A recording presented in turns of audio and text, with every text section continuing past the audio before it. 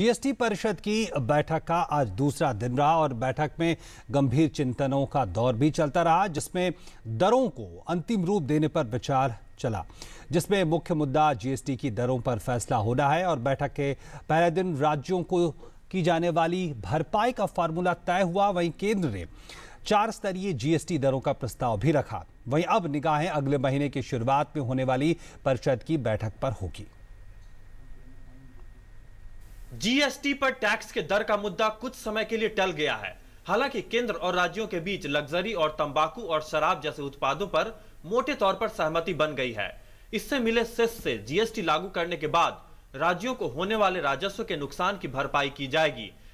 ये भरपाई 1 अप्रैल 2017 से शुरू होकर अगले 5 साल के दौरान हुए नुकसान के लिए होगी। जीएसटी काउंसिल की 2 दिन की बैठक के बाद कर के 4 स्लैबों 6, 12, 18 और 26% पर भी अनौपचारिक सहमति बन गई है। टैक्स का निचला स्तर आवश्यक सामानों और ऊंचा स्तर लग्जरी सामानों के लिए लागू होगा। The rates of tax structure also depend on the question to be addressed, which is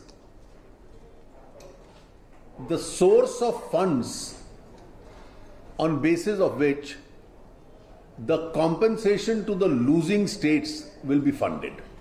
राज्यों में इस बात को लेकर सहमति बन रही है कि राज्यों को कर नुकसान की भरपाई के लिए पैसे का इंतजाम किया जाए।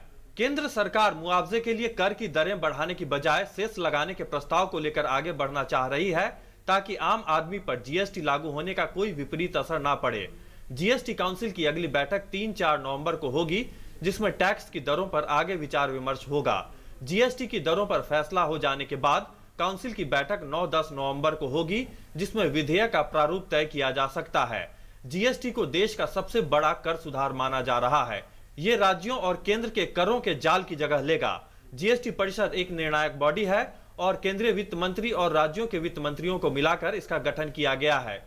पिछले महीने परिषद ने सेल्स टैक्स के कामकाज के तरीके और इसके संग्रह से संबंधित ड्राफ्ट नियम पर सहमति प्रदान की थी। सिद्धांत सिब्बल की रिपोर्ट, डीडी न्यूज, दिल्ली।